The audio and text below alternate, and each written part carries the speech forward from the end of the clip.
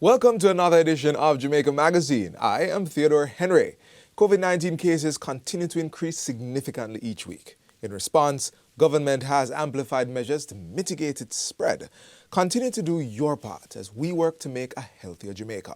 And on that note, stay with us as we continue to turn the pages of your favorite magazine program. The Disabilities Act will protect the rights of all persons with disabilities. And here's a great teaching moment. Every person with a disability, like a deaf or hard of hearing child, for example, has the right to an education with accessible facilities and the support they need. In this case, it would be a teacher who can use the language of the deaf, which is sign language. Visit jcpdja.com. A message from the JCPD, an agency of the Ministry of Labour and Social Security. Application for the Agricare Agricare program is now open, and we want you, our farmers and fisherfolk, to take advantage of this opportunity to receive both life and health coverage.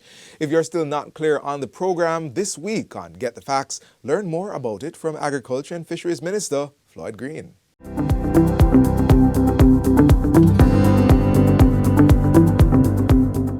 Welcome to Get the Facts. It's a program that provides you with information on government's policies and initiatives. I'm your host, Enthros Campbell.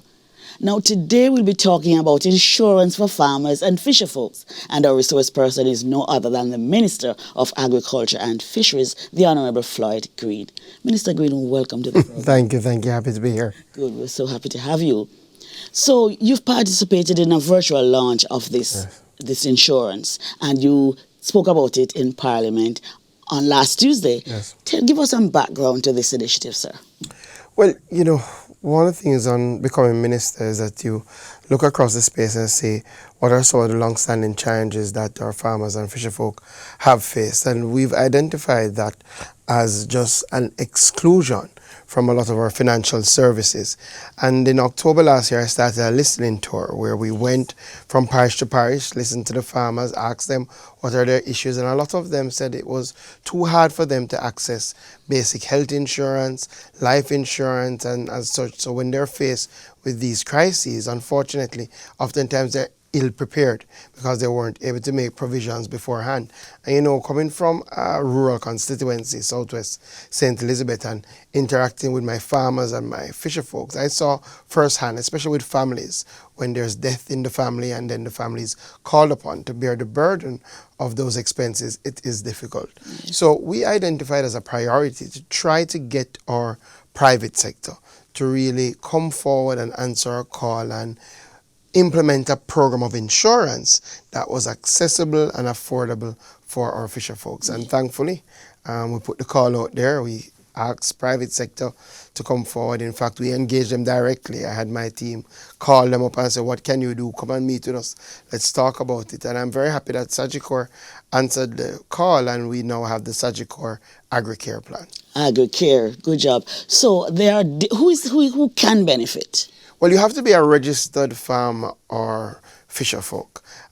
Registration is done, depending on which one you are, through our various agencies. So for farmers, you go to the Rural Agricultural Development Authority, you register as a farmer, there's a process, sign up the form, they will come and check to ensure that you're a bona fide farmer. For our fisher folks, you go to the National Fisheries Authority. Again, for each of these agencies, we have offices in every parish. Mm-hmm. So you go, you sign up, you pay the licensing fee, the registration fee, they'll do their verification, and once you are a registered farmer or a licensed fisher, then you qualify. If you're not, unfortunately, you cannot qualify. But they can register before the March absolutely start up. So the beauty is that registration is continuous.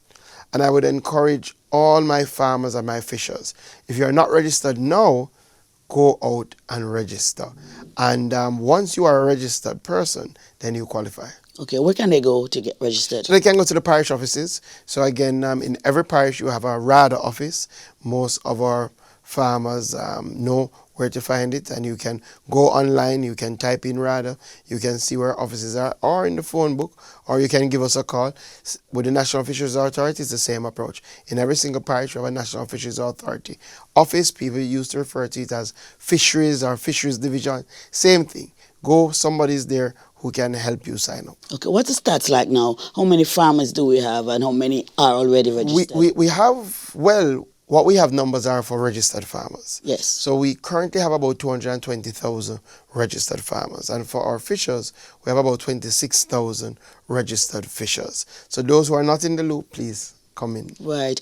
I was listening to you. You said that relatives of the farmers and the fisher folk can also benefit. Is that so? Yeah, so one of I think the very exciting elements of this program that Agricare has pulled together is that not only are registered farmers and fishers eligible, but also their dependents. So if you're the child of a farmer or a fisher, or if you're the spouse, you are also eligible to sign up directly for these packages. All right. Now, there are different plans within this larger plan. Yeah. Can you walk us through that, please? Yeah, so what we did, we sat with Agricare and we said to them, we want to see if you can cover as much as possible the full gamut of the health and life insurance needs for our farmers. So they have pulled forward a group health and life insurance scheme that covers a number of different plans. So there is a critical illness plan, as the name suggests. If you fall into one of the illnesses in the categories, then you will be covered. There is a personal accident plan. If you have a personal accident and you're covered, then you will get a payout. There's also what they call the full house plan, which is really what people call health insurance. When you go to the doctor and you get money off your doctor's visit, or you go and fill a prescription, so there's also that. There's a major medical plan, and this covers things like surgeries, chemotherapy, radiation, dialysis, so you're covered under that for that plan. And then there's a very important group life insurance plan, which activates upon death, and it goes to your beneficiaries. Excellent. And this is a plan. These are plans within the larger plan. Plans within the plan. Yeah, So yes. a farmer or fisher could have all the plans, or they could select the ones that they think are best suited for them. Okay. So you could pick out and say you just want to sign up for the critical illness plan and the life insurance, or you want the personal accident and what we call the health insurance. So you can choose what best suits you. Excellent. The premiums, are they manageable? Are they going to be manageable? Very. I would say they're very manageable. And they're manageable on two accounts. One, again, when we sat with our partner at Agricare, we said we have to make it accessible and affordable. So we have to look at the payment terms. So unlike most of us, the flexibility that comes from this program is that you can pay semi-annually, so twice per year, or you can pay quarterly, or you can pay once per year. So you have that, you can make that decision whichever best suits your circumstances. More importantly, we've really worked to keep the prices down. And just to give you some examples. So let us take the life insurance, or let's start with personal accident. Our personal accident plan, for coverage of $1 million, so a payout of $1 million, a farmer or fisher would pay $2,605 for the year. So that is $600 a quarter, $1,000 little bit half yearly if you decide to pay. So $2,605 For the year. For the year, you would get $1 million coverage. So if something happens, personal accident, so it happen. And that's what we use with most of our packages. Our critical illness, one of the things that we've also done to make it even more manageable is that you can decide the amount of coverage. So we have bands. So you could take $1 million coverage, $750,000 coverage, or $500,000 coverage. So let us take our group life insurance. For less than $1,000 a month, you could be covered to the tune of $1 million. So upon death, your beneficiaries would have $1 million towards your funeral expenses, and that is upon paying less than $1,000 a month. Okay, all right, we're going to take a break now. We're going to come back. We're talking about insurance for farmers. We'll come right back with more useful information. Stay with us.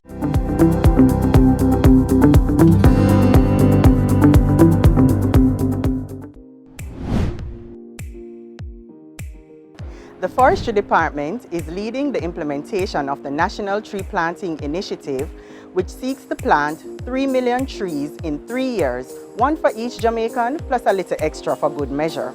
So I'm inviting each Jamaican to visit our nurseries across the island and collect your tree seedling and make your mark towards this great goal for Jamaica.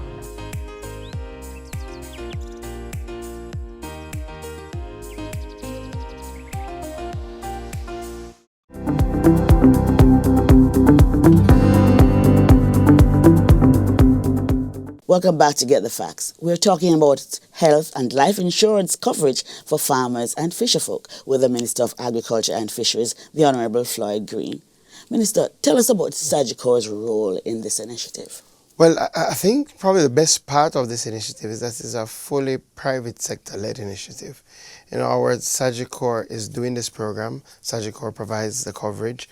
What the government is doing is facilitating. So clearly, we're sensitizing our farmers, and we're going to be helping in the enrollment process. So you can utilize our RADA offices and our fisheries offices to sign up. But it's really a full-fledged Sagicor private sector-led initiative, and we're just the facilitators. Right, so when the program becomes effective? The 1st of March. So the 1st of March is when people can sign up. So now we're encouraging everybody to get your house in order, get ready. Come the 1st of March, it is live, and as I had said, we're going to use our RADA offices and our National Fisheries Authority offices so people can go and collect their enrollment forms and then fill out the information, pay their premiums, drop it off at the offices, and they can be signed up. All right, you're going to verify that each person who says he or she is a farmer or a fisher folk is, what are you using to verify that? Well, our database. So the good thing is that both agencies have a robust database. So again, if you're not on it, you need to try and get on it. Right. Because we already, and I think that's one of the plus and how the government can facilitate the private sector. So the private sector won't have to Sagicor. They won't have to go through the process of going out to check if these people are farmers. We already do that. So when you come in to sign up and say you're a registered farmer, we would all ask all the questions. What do you farm? Where do you farm? We would have already sent somebody out to verify this information, and that is how you get farmer's ID, as we call it. And it's the same process in relation to signing up for as a fisher. So we would have already done that verification. So once you come in and collect the form, we will just verify it against our database to ensure that you're on our database. Let me talk a little about the fisher folk. What do they need to qualify? You're talking about fishermen, you're talking about people who sell fishing gear? Well, it's once you're registered, and our registration covers a broad spectrum of fishers, from the men who go out in the small vessels to our industrial fishers who have big boats, from people who do lobster, conch, to just regular fish. So once you're registered as a fisherman, woman, you would qualify. And one of the beauties in terms of the registration process, and it goes for both farmers and fisherfolk, is that, if you and I were to go sign up for a health insurance scheme or a life insurance scheme, we would have to take a trip to the doctor and get a medical report, and would bring in the medical report, and then an assessment would be done. And that is how they would ascertain our premium, because they're going to look at our individual risk. I think the beauty of this approach and the group approach is that starting the 1st of March, there will be an open enrollment period for 3 months. What that means is that all our farmers and fisherfolk need to do is provide the registration information, provide their premium, and they need no medical report. They still will be signed up. Please explain the group life, because do I have to go in a group, or just once I'm registered on the RADA, I'm in that group? Once you're registered on the RADA, you're in that group. You've said it perfectly. So what we've gotten the private sector to do is to look at our farmers as a group. What used to happen is that the farmers used to go as individuals, try to access insurance, and the cost would be prohibitive. We said to the private sector, let's take a different approach. Look at the farmers as a group, treat this 220,000 or this 26,000 fishers as a group, and calculate the benefits like that. Yes. And I think it has worked. Yes. I'm not a farmer yet, but I'm planning, or I'm not a fisher folk, but I'm planning. Would I qualify? What do I need to do? No, you have to register. You have to just register. You have to register, and clearly there's a verification process. So it's not you walk in and register tomorrow and you're automatically on our database. We would have to do the checks and balances. But I've already said to the team, part of this, we do want to see more people register. We know there are farmers out there who never thought it was worth their while. A lot of people said to me when we were on our listening tour, why Minister Fua? When am I going to get my farmer's ID? What benefit do I get from that? It's a valid question. If you saying to people go and register, clearly it helps us for planning, but how does it help the actual fisher? We're saying no, we're giving you a tangible benefit through our partnership with the private sector. So go out and register, and we will facilitate the expediting those checks and balances so that you can qualify for this system. Yes, this is definitely another plus for young people who want to go into farming, right? Yes. It's a big plus. Yes. You know, part of our overarching vision is for people to see farming and fishing as valid professions. Oftentimes, despite the fact that they are the backbone of our society, despite the fact that they provide food, that literally put food on our table, oftentimes we still treat the profession as secondary, as not so important. And when our children are in school and are dreaming of what they want to grow up to become, they're not really encouraged to go into farming or fishing. We think this life insurance and health insurance scheme does help us to validate the profession. To say, just like any other profession, you can go and secure benefits that can make your life easier. So for us, it's a big plus, and I think our young people look on and see it's a very attractive profession. Yes, Minister, Sagicor has really come through for the farmers and fishers at this time around. What message do you have for other members of the private sector? Well, the door is open. The door is still open. The beauty is that, you know, we believe that competition will help. We believe that all financial services institutions that look on insurance as a part of their package, that they can look on our farmers and our fishers as group and can craft attractive packages that will appeal to them. So I say to them, it's not too late, right? Sit with your teams. We are open. Come sit with us. Let us see what can be done. And still, there are other areas that we still haven't covered. Definitely. We want to see crop insurance. Definitely. We want to see our private sector partners step up and say, we can provide an affordable, accessible crop insurance scheme. The government is here to help. We want to see vessel insurance for our artisanal fishers with those small boats. They value so much, and yet still they're unable to get insurance coverage. And so they can't leverage it as assets for loans. We want to see that dealt with. Plus, overall, we want to see our banks really readjust their formulas, their facilities to provide low interest capital to our farmers. Very, very important. Right. And to our fishermen. Yes, as we wrap, I still in my mind, I'm thinking, that small premium, what do you say to public farmers who are watching and say, oh, that little money really we're not getting much benefit? What would you say? Well, the benefits are stipulated. The benefits are sure. So you know exactly upfront what you're paying for. So despite the fact you're only paying $2,605 for the year, your benefit is $1 million if you get in a personal accident, right? Despite the fact you're only paying less than $4,000, I think it's $3,700 something for the year for our critical illness. You know, if you get illness that falls into those categories, you have $500,000 that you can call upon. So the beauty is that even before you start paying, you know what your benefits are. Yes. So it's not if or but. So your benefits are sure. And how we've been able to do this with our partners in Sagicor is because you're being treated as a group. You are part of a bigger fraternity of farmers and fishers. And I think for the first in a long time, farmers and fisher folk are getting the regard, the respect that they deserve. Thank you so much. As we wrap again, I say that again, your message to the farmers sign and up, the fisher folk. Sign up. I would say to every farmer, every fisher right across Jamaica, and your children and your spouses, get on this program. Let's not wait until something happens. Let's not wait until, unfortunately, that road that all of us must walk, death, comes, and then the family wonders how are they going to afford the expenses. Put things in place from now. And the beauty, it's manageable, affordable, and I know, even in tough times, you can get it done. So, you are already the most resilient people in the entire world. Now we're giving you some protection. Thank you so very much, Minister. Right. You've heard it right here on Get the Facts. Our guest was the Minister of Agriculture and Fisheries, the Honourable Floyd Green. For more information on Agricare, the insurance for farmers and fishers, visit their website. Until next time, when Get the Facts brings you, as always, more useful information. I'm Rose Campbell. Thanks for watching and take good care. Farmers and fishers, sign up now.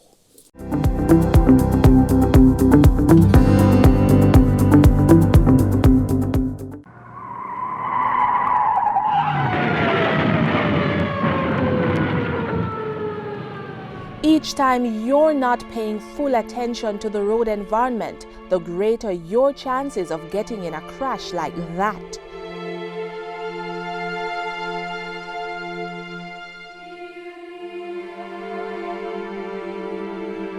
Plan routes to avoid focusing on GPS systems, prevent children from roaming in motor vehicles, turn down the volume of car stereo systems, pull off the roadway if you have to use mobile devices, do not read, watch television or eat while driving, avoid multitasking, and keep conversations with other passengers to a minimum.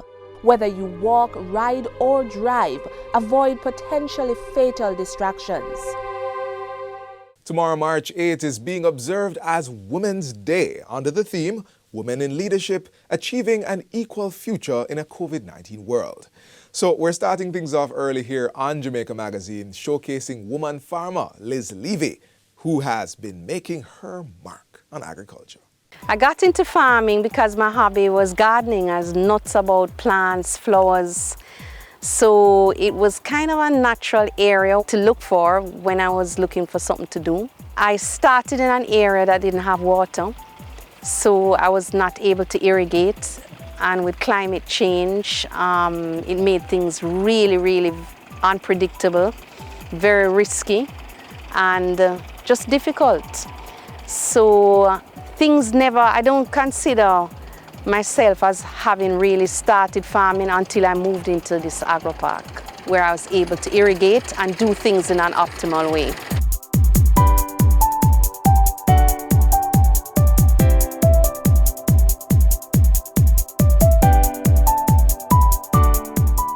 Amity All is approximately 2,400 acres. We have 22 investors, 5 of which are female. The soil is predominantly Sydenham clay. And the crops that do well here, we have the cucurbits. That would include pumpkins, sweet potatoes, zucchini, squash. Also a few tubers do very well, sweet potatoes and cassava.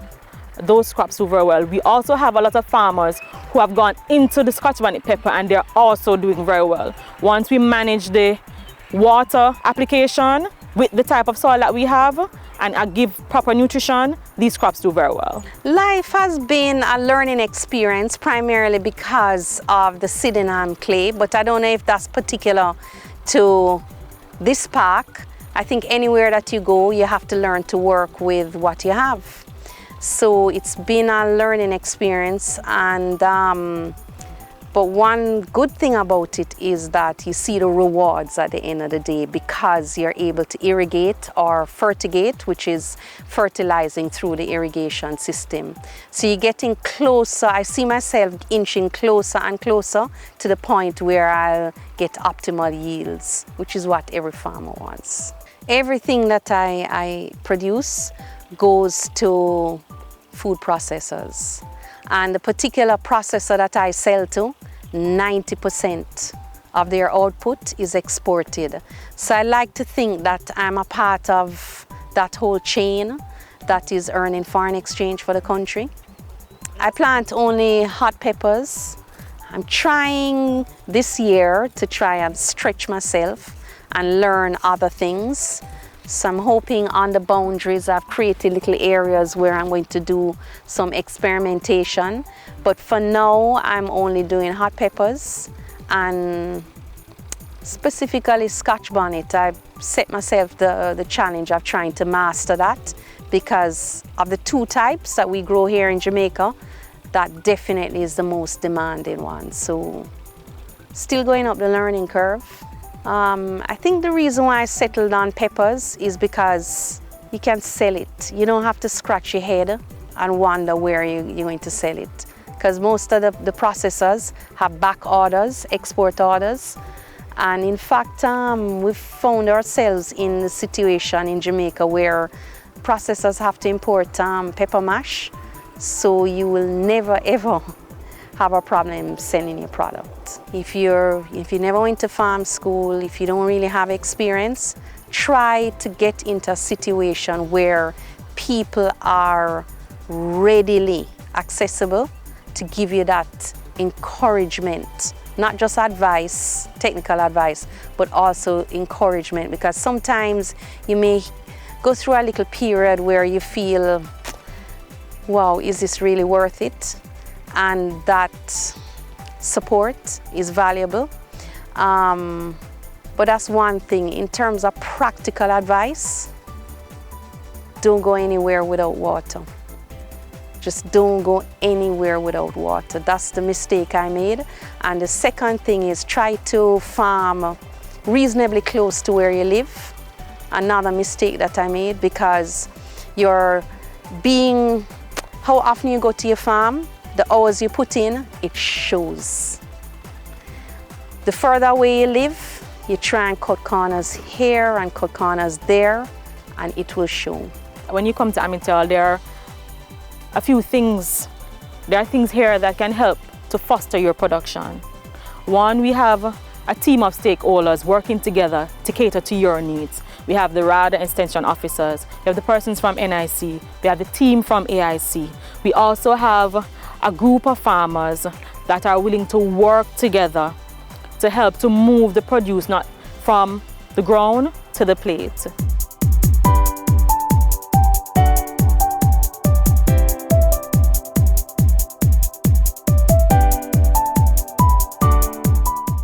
What is the National Identification System? The new National ID will for the first time give Jamaicans one ID that is trusted and verifiable. This means easier access to government services like PATH and NIS. It will be easier to do business with the government and the private sector. Eventually, there'll be no need to walk with more than one ID. Support the new National ID. Get the facts at nidsfacts.com or on Facebook, Twitter, and Instagram at nidsfacts.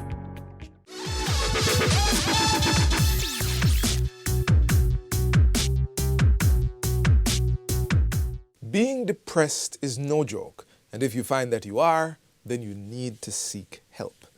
A depressive disorder is an illness that involves the body, the mood, and the thoughts. It affects the way a person eats and sleeps, the way a person thinks about themselves, and the way one thinks about things in general. Be aware of the people around you. Check on them if you notice any form of behavioral changes that may seem odd to you. Especially during this pandemic, we need to be each other's keepers. Depression knows no age, it knows no gender, it can affect anyone, and it can have fatal results.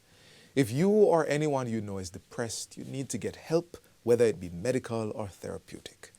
Do the right thing, as we aim to make Jamaica the place of choice to live, work, raise families, and do business.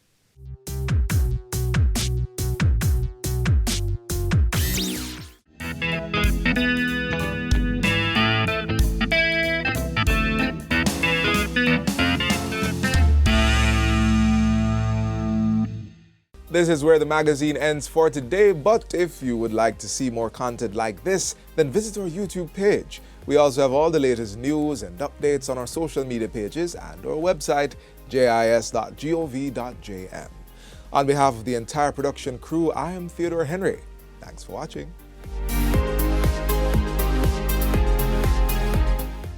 This has been a production of the Jamaica Information Service, the voice of Jamaica.